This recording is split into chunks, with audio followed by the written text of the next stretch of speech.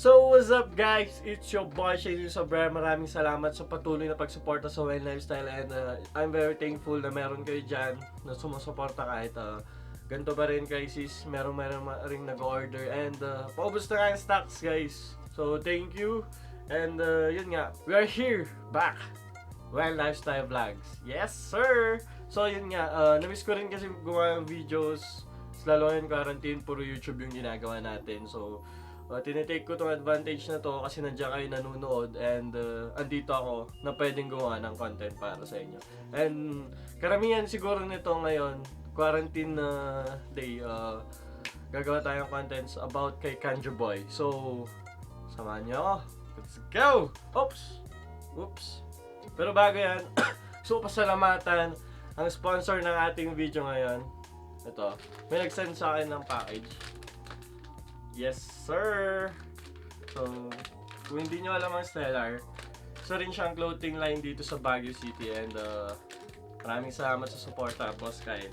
So, ito, bubuksan natin. Matagal nang binigay sa akin to, kaso lang, ngayon ko lang bubuksan kasi, pag dito, gusto ko isama sa video para promote.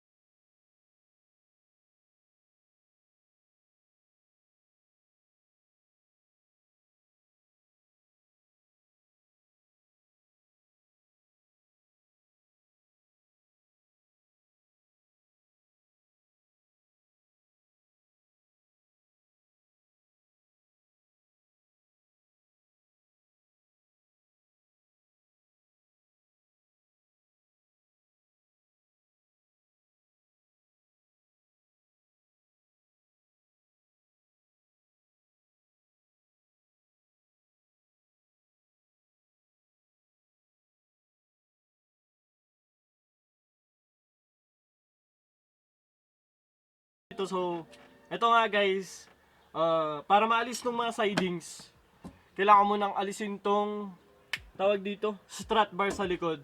Ayun, so, let's go! Kahit di ako nakikita lang, parang di ako nakikita ko. So, so, hirap pala mag-isa.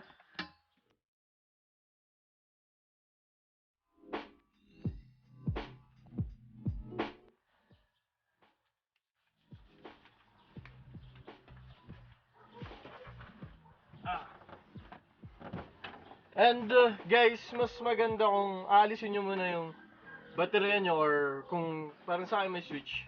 So yun, ito lang inaalis ko para wala na lahat ng power. So, yun, alis ko na. Balik tayo dito.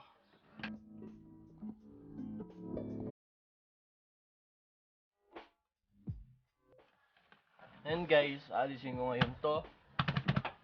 Sir.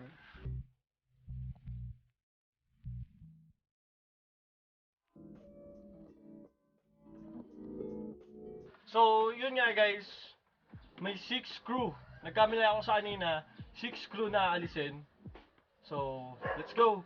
All you need is a screwdriver, or kung may ganito kayo, mas madali.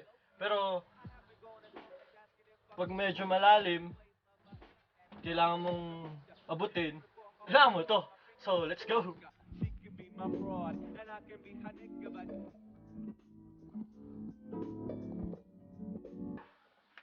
So, same dito sa side na to. 6 screws, pero mukhang nakalimutan ko ata ilagay dati yung screw. So, may 1 dito, 2. Nila ata, dalawa lang yung nilagay ko. Ay, medyo madali siguro ako nung inalis ko dati. Pero, okay lang yan. Bibili tayo ng bagong screw. Para fresh na rin pag naayos yung kulay.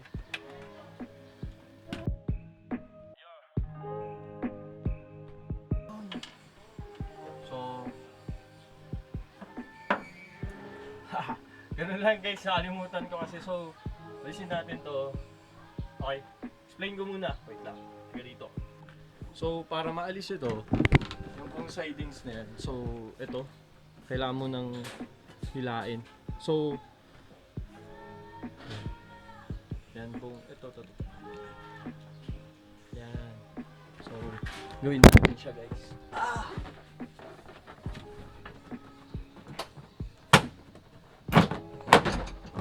So, yun na. Naalis na siya.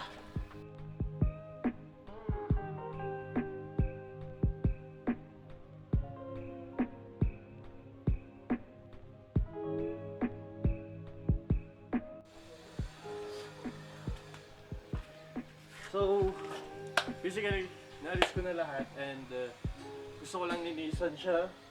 Gagamit lang ako ng ganito. So, para ma-protect lang siya habang itatago ko. So, pupunasan na lang natin siya and let's go for the time lapse.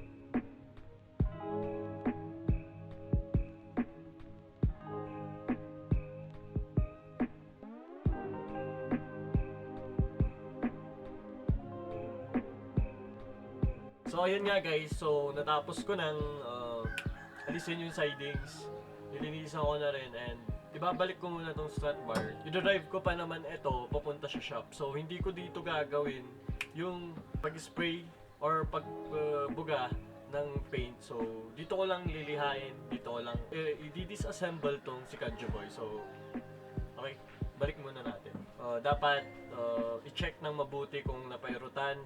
Kasi mahirap na kung hindi mo na tighten ng mabuti. Kasi drive pa naman, baka sakali madisgrasya ka. So, ayun, ayusin na muna natin. Basically, gano'n rin yung gagawin mo. Mas maganda parang pag nagpapalit ka ng gulong. First, second, tapos dito, gano'n. Para, dito, balance. Hindi yung napairutan mo na dito, tapos magpapairot ka doon.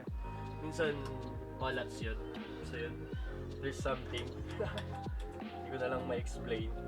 Pero yun na nga, para balance.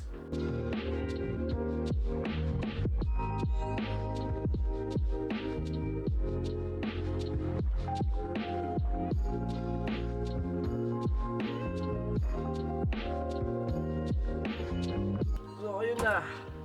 Na-tighten na natin and next step. Ito naman. Ito. Aalisin natin siya para maalis natin to top corner. Sir, let's go! So, ayun nga guys, aalisin natin to. Yes sir, aalisin natin. Kailangan natin na 12mm and 13mm. So let's go!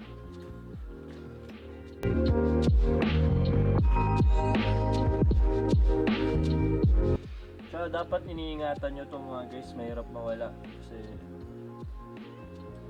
mahirap maghanap ng kapalit.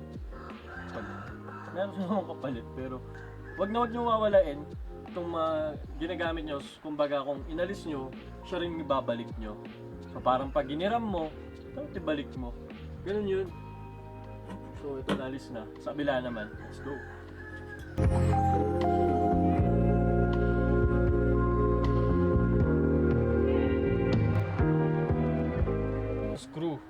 Screw lang yan.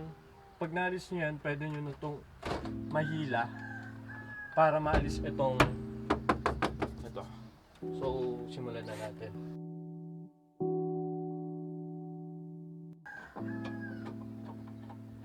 More power, baby!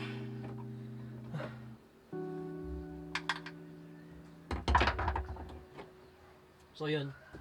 And nalis na to. Dire-diretso nang maalis yan. So ayun, kung nakita nyo ako dito, alisin nyo lang to. Yan. And may mga lock siya dito. So ingatan nyo guys kasi medyo mahirap. Pag naputol nyo, pangit na yung fitment niya. Ingat.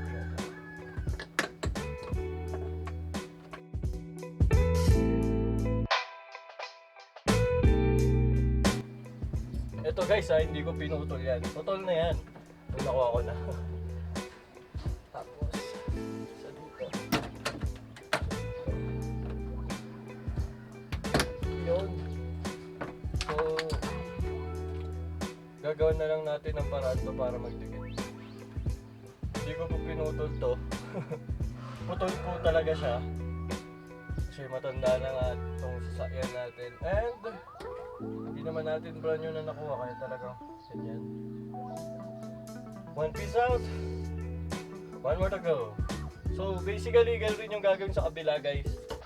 Kung ano yung ginawa dito, yun yung gagawin sa kabila. Okay, let's go. Pero balik muna natin to for safety purposes. So ayun nga guys, next step natin is alisin natin yung mga taillights para mas madaling magliya sa labas.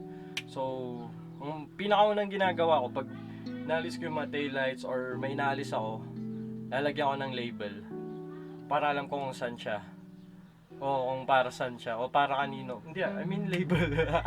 Shit! Ulitin na. Nilalagyan ko ng label ng mga parts na inaalis ko para alam ko na doon pa rin sila nakalagay. Kasi silang magkapares. Parang ano, ito ngayon lalagyan natin ng labels. Okay, lalagyan natin ng labels itong mga to, yung mga socket ng mga tawag dito lights. So lalagyan ng label itong mga to, mga socket nya para hindi tayo magkamali na ilalagay kung saan ilalagay.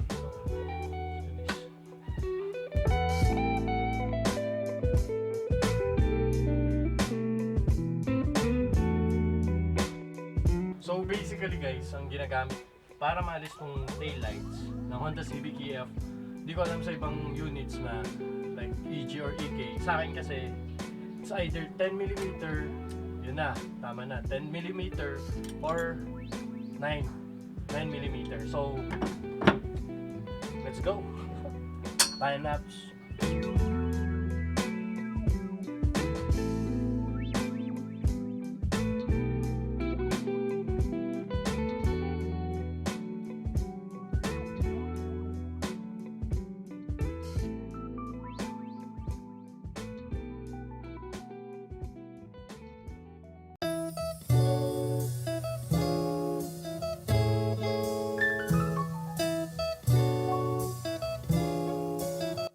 Para ito nga nilagyan ko lang label and para hindi siya para hindi ang tawag dito, para hindi mawala is ilalagay pa rin natin para safety lang.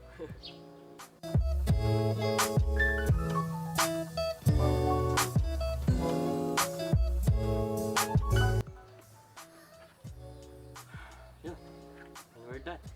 Lilinisan na lang.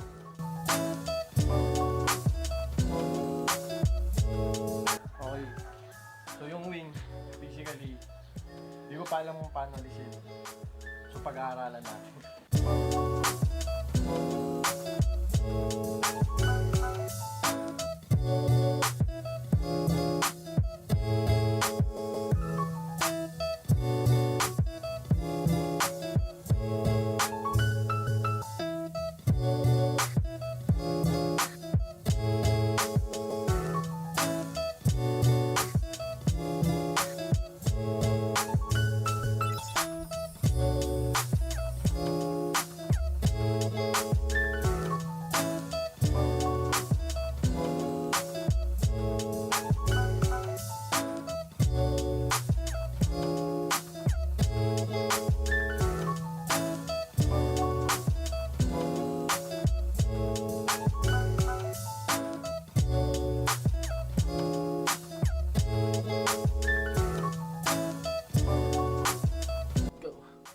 So ayun nga guys, I'll end our vlog here in my room kasi dito rin ako start and it's already 6. So nag-start tayo kanina nag-vlog 7 and I end up doing it all until 5. So medyo nakakapagod kasi may mga parts na talagang nahirapan ako alisin yung nut, nasira yung ganto, and it's part of learning.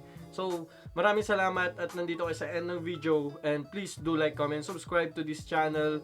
Madami pang car content, di lang car content yung gagawin ko, and clothing line, pag-uusapan natin yan, clothing line, travel vlogs, gagawa ko niyan guys. So ngayong quarantine muna tayo, sa bahay muna tayo, ang gagawin ko muna is car vlog. So, please do like, comment, subscribe. Paulit-ulit yun. Maraming salamat guys. And thank you. Peace out. Yes sir. So, end ko na guys. Pero mukhang walang matutulog sa kwarto ko ngayon. Kasi lahat ng inalis natin nandito ngayon. So, thank you ulit guys. Bye bye.